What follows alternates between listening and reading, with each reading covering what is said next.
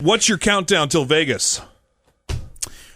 I'm trying not to be that way this time. Oh, come on. Well, it's close enough that he's changed his name on Facebook. Yeah, that's right. Seen it. Joey Vegas. Okay, so here's the thing. What? Okay, so Joe knows everything about Vegas because he loves Vegas. He goes all the time. Yes. Right. And if you ever need advice on what to do in Vegas, Yes. this man is a walking tour guidebook. Yes. All right, and he will give you great information. It's just funny because he goes from just being our Joe Jewett on Over the Line to Joey Vegas, Right. the mob boss. Exactly. Who's like, hey, who needs help? Joey Vegas King of is in the Caesar's house. Palace. Exactly. That's because I'm going in 85 days. So he used to do countdowns because he would go once or twice a year, usually twice a year. We need a sparkling ball to drop. And he would do a countdown, but he hasn't been in quite a while. Yeah. And so that's why. So the fact that there's been this nice lull between, Nice. oh gosh, Joe's counting it down again. Nice. Now I thought that you could at least this time. It's been 21 months. I know, exactly. It's been too long for you to have a drought of Vegas. Well, I have 3 but trips the restraining planned. order is over now, so you can go back. I have 3 trips planned. I have never been to Vegas, but from what I understand, you don't need more than 3 days, or it's kind of a sensory overload. Yeah. Is that? I mean, just looking at you apparently you need that sensory overload in 85 Well, days. okay, so the first time I went was for my brother's wedding. Okay. And so we all went out. You know, we were all going for a special purpose. We had to be out there. There was the rehearsal dinner. There was that. Suddenly it's Steve Martin and the Jerk, my special purpose. So we're out there. We're out there for 5 days. That's too long. Yeah, tell that to my budget that ran out after day 2. That's why. Suddenly, I'm Chevy Chase looking for the casino. I'm digging up. You're playing Keno with Sid Caesar. I'm digging up cans in Randy Quaid's yard. I got the money. Oh, I'm man. trying to anything.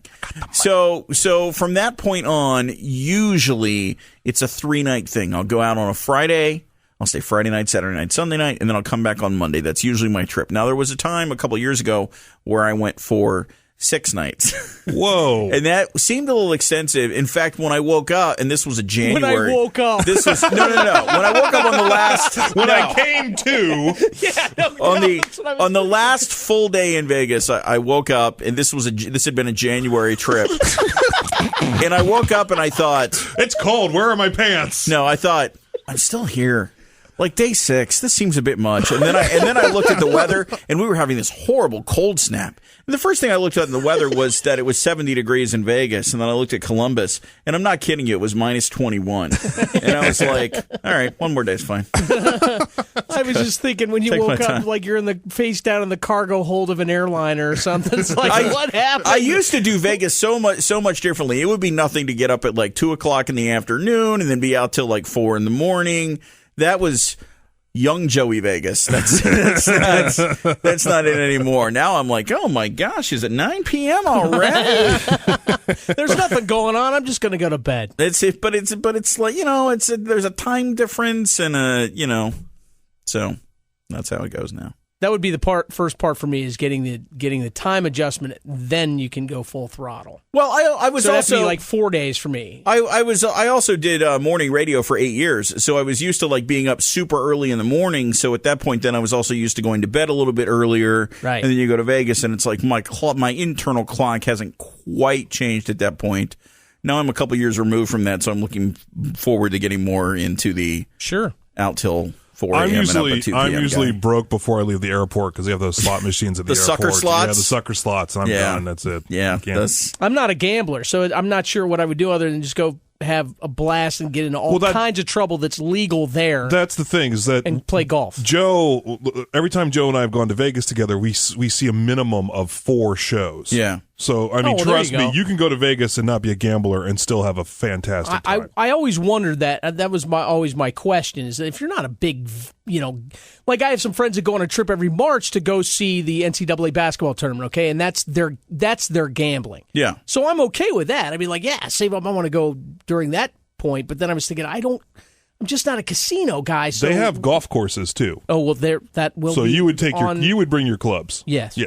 See, Yes. my Bring some trips, showgirls as caddies. There you go. Hey. My trips in the early days used to be all about gambling, and then I went to see a show one time, and ever since when I go now, every night I'll go see 1 or 2 shows. I'll see shows back to back, which is how we end up seeing 4 shows in 3 nights when we go. Yep.